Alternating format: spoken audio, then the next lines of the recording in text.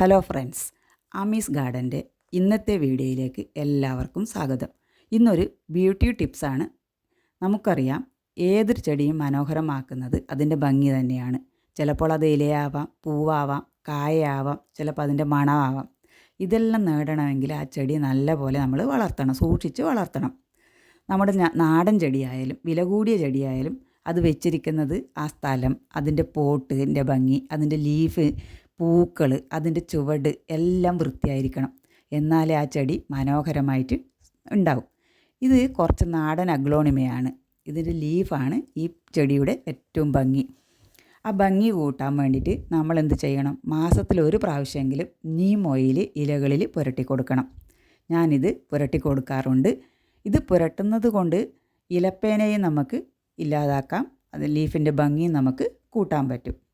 ഇതൊക്കെ പറയുമ്പോഴാണ് എനിക്കൊരു കാര്യം ഓർമ്മ വന്നത്. എൻ്റെ 2 സുഹൃത്തുക്കളായ, എൻ്റെ ബന്ധുക്കളും കൂടിയായ എൻ്റെ 2 ചേച്ചിമാർ എൻ്റെ വീട്ടിലേക്ക് വന്നിരുന്നു.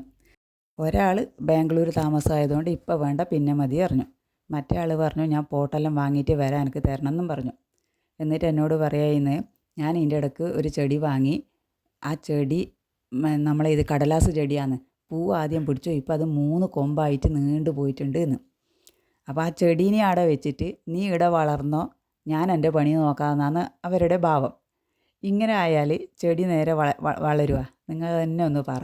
ഞാൻ അവർക്ക് ചെടി കൊടുക്കണോ കൊടുക്കേണ്ടത് നിങ്ങൾ തന്നെ എന്നോട് പറ. എനിക്ക് ഇതിനൊരു ഉത്തരം തരണേ. അപ്പം ഇന്നത്തെ എൻ്റെ ഈ ചെടി, അഗ്ലോണിമ ചെടീനെ നിങ്ങൾക്ക് എല്ലാവർക്കും ഇഷ്ടമായ? ഒരു ഇലയെല്ലാം നല്ല ഭംഗിയില്ലേ കാണാനല്ലേ? നിങ്ങളും ഇതുപോലെ ചെയ്ത് നോക്ക്. അപ്പം നിങ്ങളുടെ ചെടിയും നല്ല മനോഹരമായിരിക്കും. എല്ലാ ഇലച്ചെടികൾക്കും ഇങ്ങനെ ചെയ്യാവുന്നതാണ്. നല്ല ഭംഗിയുണ്ടാകും അന്നേരം കാണാൻ വേണ്ടിയിട്ട്. അപ്പം എല്ലാവരും എന്നെ ഒന്ന് സപ്പോർട്ട് ചെയ്യണേ. ഇഷ്ടപ്പെട്ടെങ്കിൽ